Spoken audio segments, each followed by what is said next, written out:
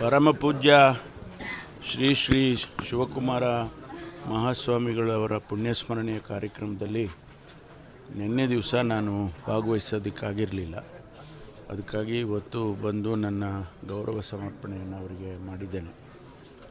ಶಿವಕುಮಾರ ಮಹಾಸ್ವಾಮಿಗಳು ಇಡೀ ದೇಶದಲ್ಲಿ ಒಂದು ಹೊಸ ರೂಪದ ಸಮಾಜ ಸೇವೆಯನ್ನು ಅದಕ್ಕೆ ದಾರಿಯನ್ನು ಹಾಕಿಕೊಟ್ಟಂಥವರು.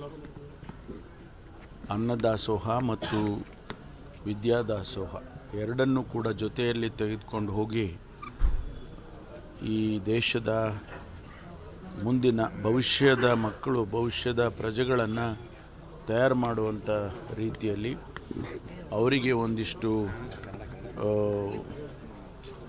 ನಮ್ಮ ಪರಂಪರೆಯ ಬಗ್ಗೆ, ನಮ್ಮ ಸಂಸ್ಕೃತಿಯ ಬಗ್ಗೆ, ಸಮಾಜದ ಬಗ್ಗೆ, ನಮ್ಮ ಧರ್ಮದ ಬಗ್ಗೆ ಅವರಿಗೆ ಚಿಕ್ಕಂದಿನಲ್ಲೇ ತಯಾರಿಯನ್ನು ಕೊಟ್ಟರೆ ಅವರೆಲ್ಲ ಸತ್ಪ್ರಜೆಗಳಾಗ್ತಾರೆ ಎನ್ನುವಂಥ ನಂಬಿಕೆ ಸ್ವಾಮೀಜಿಗಳಿಗೆ ಇದ್ದದ್ದು. ಅದಕ್ಕಾಗಿ ಅವರ ಸೇವೆ ಅನನ್ಯ. ನಾವು ಅವರನ್ನು ಯಾವತ್ತೂ ಕೂಡ ಸ್ಮರಿಸ್ಕೊಳ್ತೇವೆ. ಇದು ದಾಸೋಹ ದಿನ ಅಂತ ಘೋಷಣೆ ಮಾಡಿತ್ತು ಸರ್ಕಾರ. ಸೊ ಅದು ಅರ್ಥಪೂರ್ಣವಾಗಿ ಆಚರಣೆ ಆಗ್ತಾಯಿಲ್ಲ, ಕೇವಲ ಘೋಷಣೆ ಆಗಿ ಉಳಿದಿದೆ ಅನ್ನುವಂಥದ್ದು. ಇಡೀ ಸರ್ಕಾರ ಕೂಡ ಅದೊಂದು ದಾಸೋಹ ದಿನದ ಘೋಷಣೆ ಮಾಡಿ ಅರ್ಥಪೂರ್ಣವಾಗಿ ಆಚರಣೆ ಮಾಡುವ ರೀತಿಯಲ್ಲಿ ಮಾಡಬೇಕು ಅನ್ನುವಂಥದ್ದು ಒಂದು ಆಗ್ರಹ ಬರ್ತಾ ಇದೆ. ಆಗ್ರಹ ಸುಮ್ಮನೆ ಘೋಷಣೆಯಾಗಿ ಉಳಿದಿದೆ ಅದೇನಾ ಅಂತ. ಅದನ್ನು ಸರ್ಕಾರದ ಹಂತದಲ್ಲಿ ಚರ್ಚೆ ಮಾಡ್ತೇವೆ. ಚರ್ಚೆ ಮಾಡಿ ಅದಕ್ಕೆ ಏನು ತೀರ್ಮಾನ ಮಾಡಬೇಕು ಅದನ್ನು ಮುಖ್ಯಮಂತ್ರಿಗಳ ಜೊತೆ ಮಾತನಾಡಿ ಕ್ರಮ ತಗೊಳ್ತೇವೆ.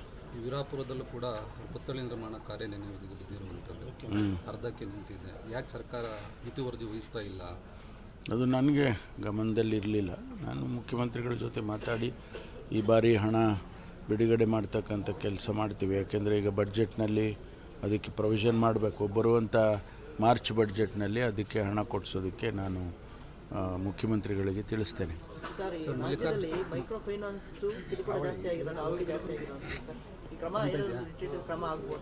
ಅಲ್ಲ, ಯಾರು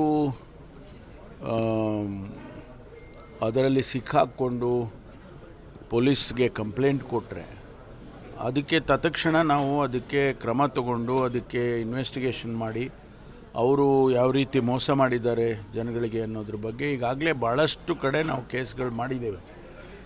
ಇಲ್ಲಿಯೂ ಏನಾದರೂ ತುಮಕೂರು ಜಿಲ್ಲೆಯಲ್ಲಿ ಅಂಥದ್ದು ಆಗಿದ್ದರೆ ನಾವು ಖಂಡಿತವಾಗಿ ಕ್ರಮ ತಗೊಳ್ತೀವಿ. ತಮಗೆ ಗೊತ್ತಿದ್ದಾಗೆ ತಿಪ್ಟೂರಿನಲ್ಲಿ ಒಂದು ಲೇಡಿ ಸೂಸೈಡ್ ಮಾಡಿಕೊಂಡ್ರು.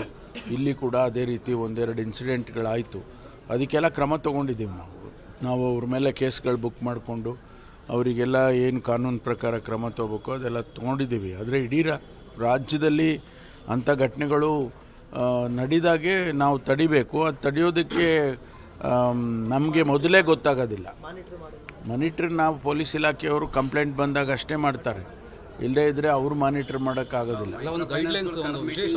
ಗೈಡ್ಲೈನ್ಸ್ ಇದೆ, ಗೈಡ್ಲೈನ್ಸ್ ಎಲ್ಲವೂ ಕೂಡ ಇದೆ. ಮೈಕ್ರೋ ಫೈನಾನ್ಸಿಗೆ ಯಾವ ರೀತಿ ಮಾಡಬೇಕು ಅಂತ ಗೈಡ್ಲೈನ್ಸ್ ಸರ್ಕಾರದಲ್ಲಿದ್ದರೆ ಅದನ್ನು ಉಲ್ಲಂಘನೆ ಮಾಡೋದು ತಾನೇ ನಮಗೆ ಬಂದಿರೋದು ಸಮಸ್ಯೆ. ಅದನ್ನು ಉಲ್ಲಂಘನೆ ಮಾಡಿ ಯಾವುದೇ ರಿಜಿಸ್ಟ್ರಿ ಇರೋದಿಲ್ಲ, ಅವ್ರಿಗೆ ಯಾವುದೇ ಆಥರೈಸೇಷನ್ ಇರೋದಿಲ್ಲ, ಲೈಸೆನ್ಸಸ್ ಇರೋದಿಲ್ಲ, ಅಂಥವ್ರು ಮಾಡ್ತಾರೆ. ಅದನ್ನು ನಾವು ನಮಗೆ ಗಮನಕ್ಕೆ ಬಂದರೆ ನಾವು ಕ್ರಮ ತಗೊಳ್ತೀವಿ. ಯಾರು ಮೋಸ ಮಾಡಿಕೊಂಡು ಈಗ ಯಾಕೆಂದರೆ ಜನ ಪಾಪ ಇನ್ನೋಸೆಂಟ್ ಜನ ಹೋಗಿ ಹಣ ಹೂಡಿಕೆ ಮಾಡ್ತಾರೆ. ಅದನ್ನು ಮೋಸ ಮಾಡಿದಾಗ ಅಷ್ಟೇ ನಮಗೆ ಗೊತ್ತಾಗುತ್ತೆ. ಲೈಸೆನ್ಸ್ ನಮಗೆ ಅದು ನಮಗೆ ಗೊತ್ತಾಗೋದಿಲ್ಲ. ಅದು ಫೈನಾನ್ಸ್ ಡಿಪಾರ್ಟ್ಮೆಂಟ್ನವ್ರು ಮಾಡಬೇಕಾಗುತ್ತೆ. ಮಲ್ಲಿಕಾರ್ಜುನ್ ಖರ್ಗೆ ಅವರು ಮಾರ್ಮಿಕವಾಗಿ ಹೇಳಿದ್ದಾರೆ, ಹಿಂದೆ ತ್ಯಾಗ ಮಾಡೋ ಮನೋಭಾವ ಇತ್ತು ಕಾಂಗ್ರೆಸ್ನಲ್ಲಿ, ಅಂತಹ ಮನೋಭಾವ ಈಗ ಇಲ್ಲ ಇವಾಗಿನ ನಾಯಕರಲ್ಲಿ ಅನ್ನುವಂಥದ್ದು ಯಾವ ಅರ್ಥದಲ್ಲಿ ಹೇಳಿದರು ಏನು ಅಂತ? ಇಲ್ಲ, ನನಗೂ ಅರ್ಥ ಆಗಿಲ್ಲ. ನನಗೂ ಕೂಡ ಯಾವ ಅರ್ಥದಲ್ಲಿ ಹೇಳಿದ್ದಾರೋ ಅವ್ರಿಗೆ ಗೊತ್ತಿಲ್ಲ. ಸೇವೆ ಮಾಡಬೇಕು ಕಾಂಗ್ರೆಸ್ನವರಿಗೆ, ಸೇವೆ ತ್ಯಾಗ ಇದೆಲ್ಲ ಕಾಂಗ್ರೆಸ್ನವರಿಗೆ ಮೊದಲು. ಅಂದರೆ ಕಾಂಗ್ರೆಸ್ನವರು ಅಂದರೆ ಹಿಂದೆ ಸ್ವತಂತ್ರದ ಸಂದರ್ಭದಲ್ಲಿ, ಸ್ವತಂತ್ರಕ್ಕೆ ಹೋರಾಟ ಮಾಡುವಂಥ ಸಂದರ್ಭದಲ್ಲಿ ಯಾರು ಕಾಂಗ್ರೆಸ್ಸಿನ ಸದಸ್ಯರಾಗಿದ್ದರು ಅವರು ಎಲ್ಲ ತ್ಯಾಗವನ್ನು ಕೂಡ ಮಾಡ್ತಾಯಿದ್ರು. ಭಾಳಷ್ಟು ಜನ ಅವರ ಆಸ್ತಿಗಳನ್ನೇ ಕೊಟ್ಟಿದ್ದಾರೆ.